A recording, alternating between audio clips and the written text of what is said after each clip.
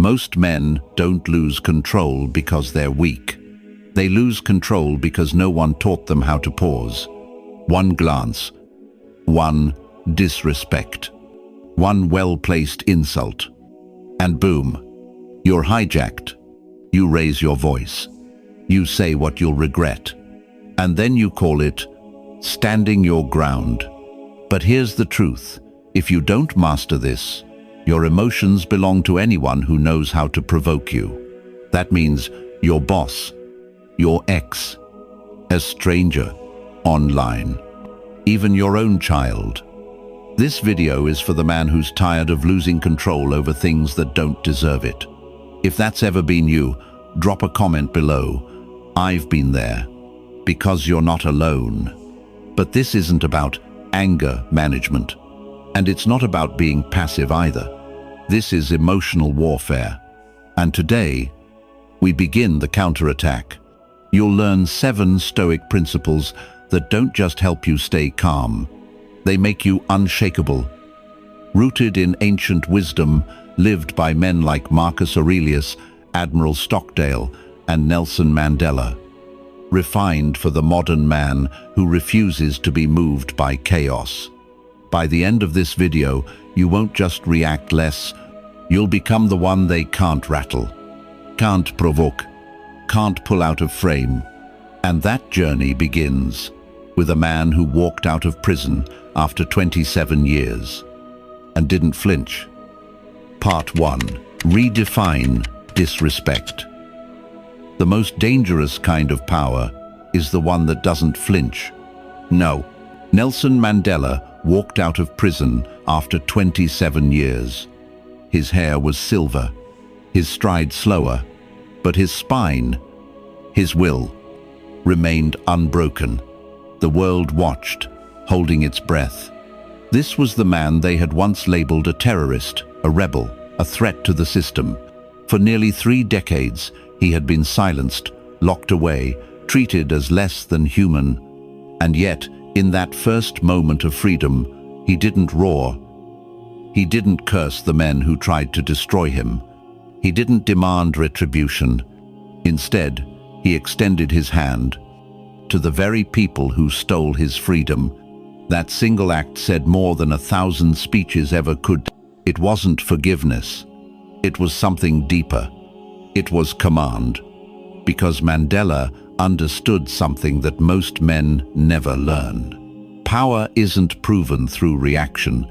It's revealed through restraint. Most people think disrespect demands a response. That when someone talks down to you, undermines you, mocks your name, you have to respond. You have to fire back to prove you're not weak. That's what the world says. But that's not strength. That's ego. That's letting someone else decide who you are. Mandela didn't react. He redefined. He turned the insult into oxygen. He let their disrespect expose them, not unmake him. And that's exactly what the Stoics taught over 2,000 years ago. Epictetus, a former slave who became a philosopher, once said, "If someone does wrong, it is because they believe it right. Do not be angry at the blind." When someone disrespects you, they're often acting out of ignorance, fear, insecurity. The moment you retaliate, you hand them the one thing they couldn't take by force: your clarity, your control, your inner command. Here's the truth. Most people never rise above insult because they've never trained to pause. Their self-worth is so fragile that any threat to their ego feels like an emergency, so they react loudly, angrily, predictably. But the man who pauses, the one who holds his gaze, controls his breath, and speaks only when it's time, that man terrifies the room. Because no one can figure out what moves him. No one knows what shakes him. Because nothing does. Ask yourself this. When someone disrespects you at work, in traffic, online, do you let it in? Do you let them win before you've even had time to think? Or do you pause, detach, and choose a different outcome? Because here's what the strongest men know. Not everything deserves your energy. Not every insult requires your attention. And not every fight is yours to fight. So next time someone tests you, don't just hear what they say. Watch who they are. Are they operating from chaos or character? And more importantly, are you? Mandela didn't just free a nation. He showed us what freedom really looks like. It's not in rising volume. It's in rising above. It's in refusing to be baited. It's in the quiet decision to stay rooted when the world tries to pull you down.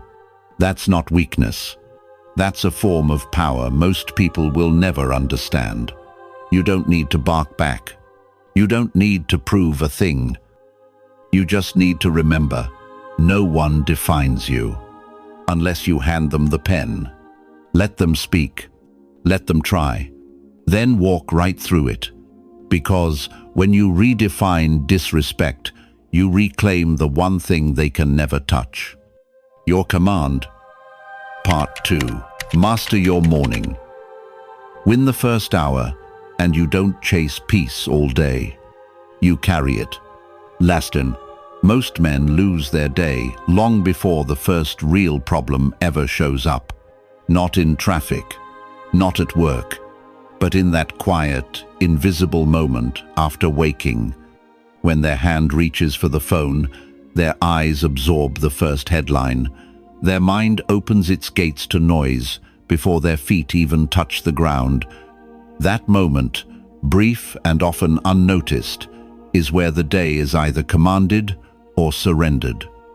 They think they're just checking in, staying informed, catching up, but what they're really doing is giving away the one thing they haven't yet protected: inner direction. Before a single decision has been made, their system has already been hijacked. By algorithms, by urgency, by the emotional residue of a world addicted to panic and speed. And then they wonder, hours later, why they feel behind, scattered, reactive, and strangely angry for no clear reason. But not all men. Some wake with a different mission. They don't scroll. They don't sprint into the day. They rise with intent, not to consume, but to clarify, not to absorb, but to fortify. These are the men who understand that morning isn't just a time of day. It's a proving ground, a personal battlefield where composure is forged before the world even has a chance to test it. Centuries ago, Benjamin Franklin would begin each day by asking, "What good shall I do this day?" He wasn't looking for external results. He was aligning with internal direction. And Marcus Aurelius, ruling an empire under threat, opened each morning by writing, not to sound wise, but to anchor his mind before the political noise began its assault. Their mornings weren't rushed. They were rituals. Not productivity hacks, but a private contract with clarity, one that said, "I decide who I am before the world tries to." That's the part most modern men forget. They want calm under pressure, but they wake up under pressure. They want to respond with logic, but begin their day with overstimulation. They speak of discipline, yet feed themselves chaos before the first decision has even arrived. What they're really asking for is peace, without practice. But peace isn't a gift. It's a pattern. Here's the truth. You don't build emotional resilience in the middle of conflict. You build it before conflict. When it's just you, the silence, and a choice. A choice to either let the day define your mood or to define your mind before the day begins. And make no mistake, that choice is everything. Because the man who builds his inner fortress before the storm doesn't flinch when the wind arrives. He's already anchored. So start with the first breath, not the first app. Ask yourself, what energy do I choose to bring into the world today? Don't just think it. Feel it. Own it. Then act from it. Move your body. Write what matters. Read what sharpens. Replace noise with breath. Scroll less. Reflect more. Not for performance, but for peace. Because whatever owns your morning owns your mind, and whatever owns your mind will quietly write the story of your life. Take it back. Part 3. You are what you consume. If your mind is a battlefield, what you allow in becomes your weapon, or your weakness. No. David McCarlan used to be calm, not passive, just solid, grounded. The kind of man who didn't raise his voice unless it mattered, who could stay collected in meetings, in conflict, even under stress. 5 years ago, people counted on him when others panicked. But lately, something had shifted. Now, the smallest things set him off. A misheard comment, a slow driver, a minor delay at the grocery store. He didn't explode, but he clenched, quietly, internally. A storm behind the eyes. His wife started walking on eggshells. His kids noticed the edge. He was still functional, but not peaceful, not steady, and no one could explain why. Not even him. But the truth wasn't buried in trauma or crisis. It was far simpler. David wasn't angry at life. He was overloaded by it. Every morning started the same, phone in hand before coffee, eyes half open, thumb already scrolling. Breaking news. Another political outrage. Another tragedy. Reels of perfect bodies and curated success. Emails. Notifications. Headlines. And beneath it all, a quiet, creeping panic that he was already behind. By 8:30 a.m., his nervous system was hijacked, not by life, but by what he had let in. He hadn't spoken to anyone, hadn't faced a single challenge, and yet his mind was already bloated with tension, outrage, comparison, and noise. So when something small went wrong, it didn't land on a clear mind. It collided with an already burning circuit board. That's not weakness. That's emotional inflammation. And most men live in that state constantly. Wired, reactive, tired but overstimulated, sharp on the outside but mentally fogged. The Stoics didn't know smartphones, but they knew this truth. The soul becomes dyed with the color of its thoughts. Marcus Aurelius wrote it, and today, it's truer than ever. Your emotional state isn't just triggered by what happens to you. It's shaped, hour by hour, by what you consume, what you scroll, what you binge, what you let fill the first 30 minutes of your day. David didn't understand it. Until one morning, something clicked. He saw 5 notifications, each more negative than the last, and instead of reacting like usual, he didn't. He paused. For the first time in years, he put the phone down, stepped outside barefoot, felt the cold concrete, and breathed. That silence cracked something open. In that stillness, a question emerged. What if I'm not broken? What if I'm just overstimulated? That day, he deleted 30 apps, unfollowed hundreds of accounts. He replaced his morning scroll with a notebook, with breath, with cold water, with stillness. And slowly, he came back. The anger didn't vanish, but it stopped running the show. His patience expanded. His clarity returned, not because life got easier, but because his inputs changed. You don't rise to your level of ambition. You fall to the level of what you feed your system. So if you're snapping at everything, spiraling over nothing, drowning in noise, it's time to stop asking what's wrong with you and start asking what you've been letting in. Your inputs are not neutral. They are programming your nervous system, shaping your baseline, stealing or sharpening your clarity every single day. So, take control. Audit your digital diet. Curate what enters your ears, your eyes, your inbox, and your morning. Because if your mind is a battlefield, then input is ammunition, and most men are still getting shot by the very content they chose. Protect the gate, guard your peace, filter everything, because what owns your attention owns your emotions. Has that ever been you? You wake up, scroll, absorb everything, and then wonder why you're anxious before breakfast. Drop a comment below if this hit close to home. Let's be honest, we've all been there. Part 4. Build a Stoic inner circle. No man becomes unshakable alone. His stillness is forged in the company he keeps. No, Admiral James Stockdale was not just a decorated officer or a naval aviator.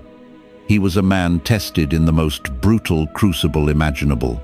7.5 years as a prisoner of war in Vietnam. He endured broken bones, isolation, repeated torture, and the kind of psychological warfare designed to erode not only his hope, but his humanity. And yet, when asked later how he survived, Stockdale didn't credit his strength alone. He credited something far more unexpected, yet deeply stoic. His circle.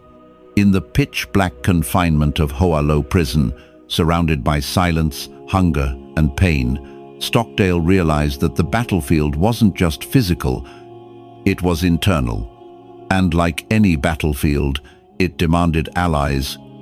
He and the other American POWs developed their own covert communication systems, tapping messages through walls, blinking in Morse code, whispering through plumbing pipes, not to gossip or complain, but to uphold each other's dignity. When one man broke under interrogation, they didn't shame him. They reassured him. When someone was close to giving up, they sent quiet encouragement. Hold the line. We're still with you. These weren't just gestures of kindness. They were lifelines, threads of sanity holding each man to something larger than his suffering.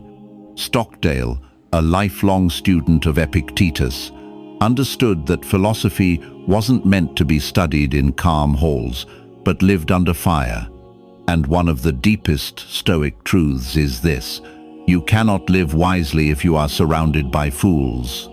The soul becomes shaped by its surroundings. Character is contagious. Clarity is compromised when noise becomes your norm. That's why the company you keep matters more than most people dare admit. Today, you might not be behind bars or facing torture, but if you walk through life with people who normalize chaos, who feed off cynicism, gossip, outrage, or subtle resentment, you're still under siege. You leave conversations feeling heavier. You laugh at things you don't believe in. You mirror tones and energy that chip away at your deeper self.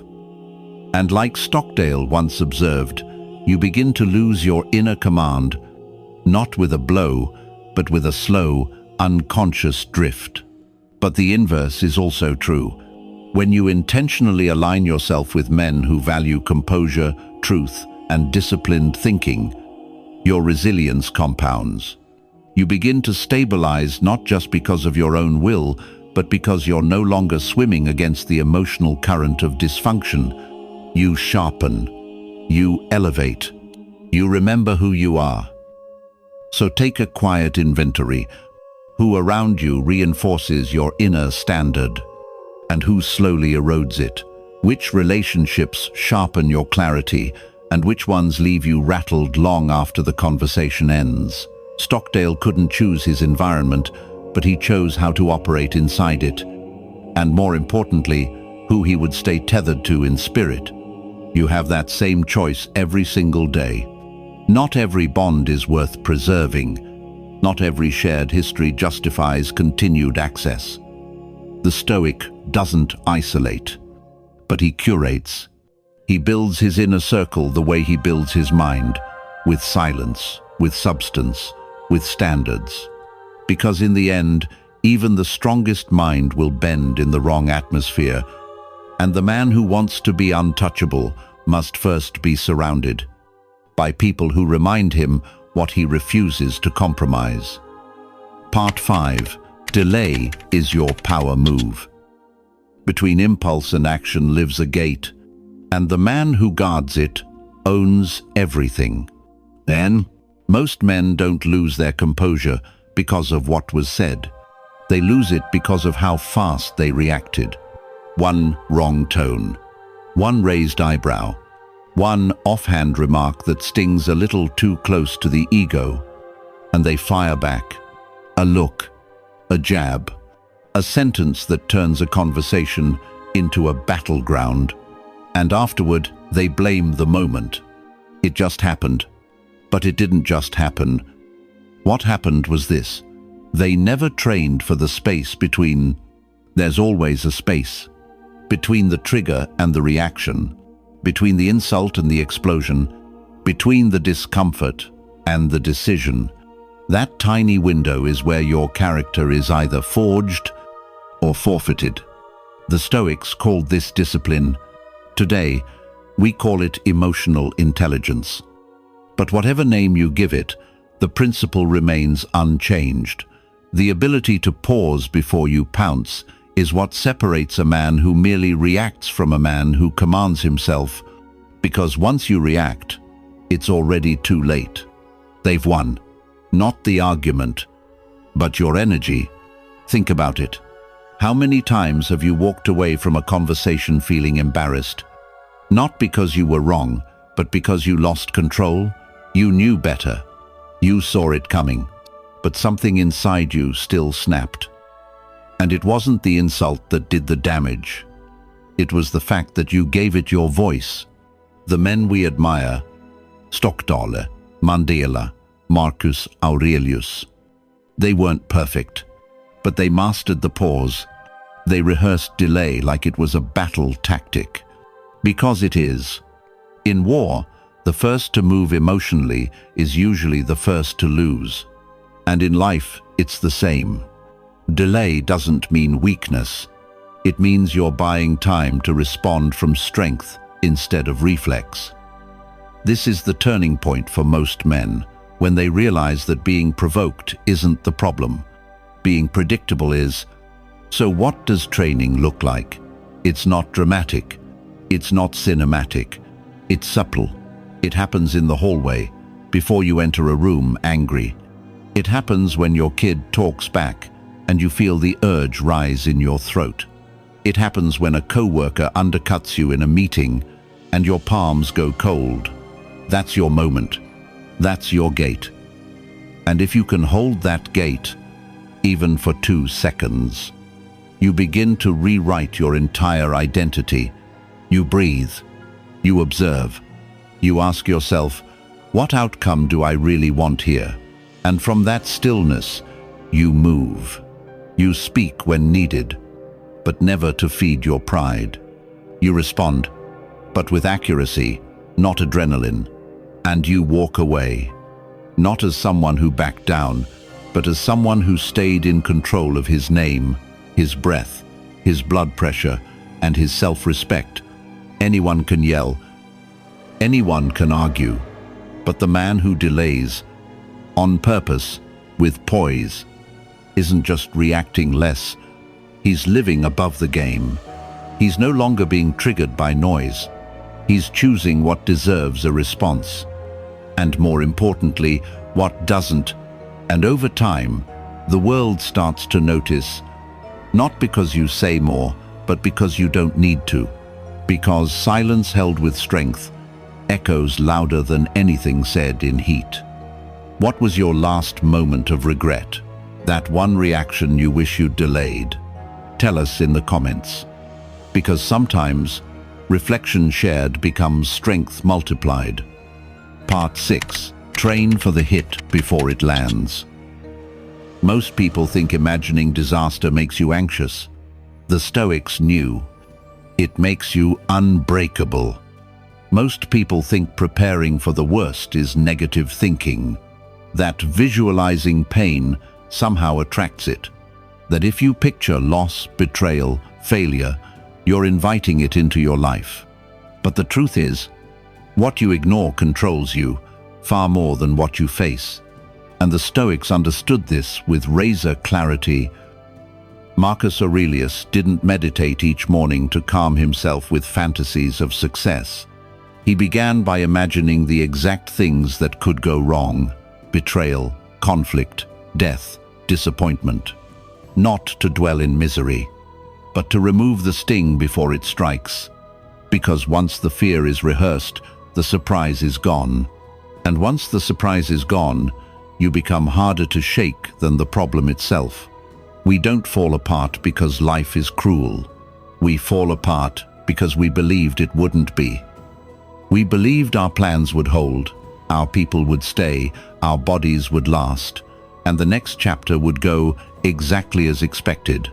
And when it doesn't, when the market turns, the phone rings, the diagnosis hits, or someone we trust turns away, we're not just hit with pain, we're hit with shock, and it's the shock that shatters us.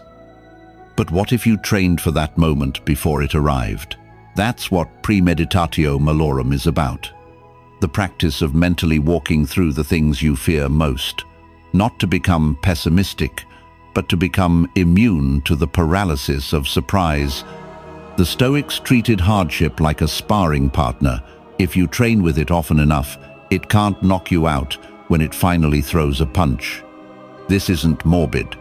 This is how you build resilience without needing to scream. How you lead without having to fake confidence. How you endure loss without losing yourself in the process. Start with what you avoid. Think about the thing that makes your stomach tighten. The one outcome you pray never comes. Now sit with it. Walk it through in your mind. Not as a victim, but as a strategist. What would you do? What would you say? Who would you become if it actually happened? Do this once a day. 5 minutes. In silence. No drama, no panics. Just you, your breath, and the truth. Because the more familiar you are with adversity in your imagination, the less terrifying it becomes in your reality. You won't welcome it, but you also won't flinch when it knocks. And that's where real composure begins. Not in denial, but in deliberate exposure. The man who only visualizes success becomes fragile. The man who visualizes pain becomes prepared. So the next time your mind whispers, "What if it all goes wrong?" don't silence it. Sit with it. Answer it. Rehearse it. Like a warrior sharpening his weapon for a battle that may never come. Because when it does, you won't beg for strength. You'll already have it. And that's why the Stoic man isn't fearless. He's simply trained for what others refuse to imagine. Percept. Let silence finish the fight. No one tells you this, but silence is a weapon, and the men who master it are the ones no one sees coming. Oh, they don't raise their voice. They don't explain.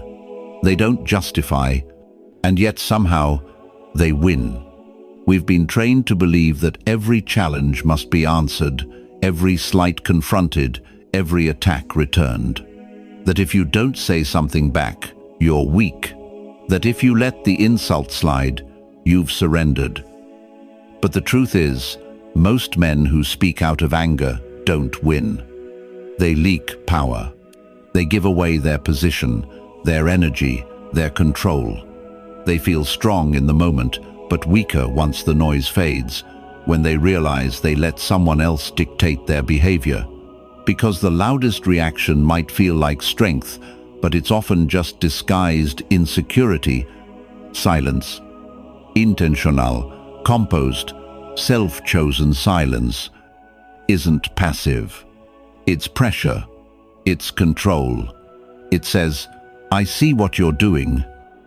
I see what you want from me, and I'm choosing not to give it. The Stoics understood this long before the internet made outrage a reflex. Epictetus said, If someone speaks badly of you, live in such a way that no one will believe it. No defense. No counterattack. Just character. Just presence. Just discipline. And when that presence is unshaken, people notice, because silence draws attention in a way noise never could. When someone insults you, disrespects you, tries to provoke a reaction, and you don't give it to them, something unexpected happens. You become more powerful, not less. They're left dealing with their own fire. While you remain untouched by the flame, you don't become cold. You become precise. You no longer waste energy on every battle. You choose which ones are worthy of your voice.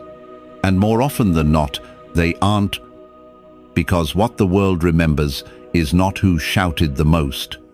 It's who stood still when everyone else lost their ground.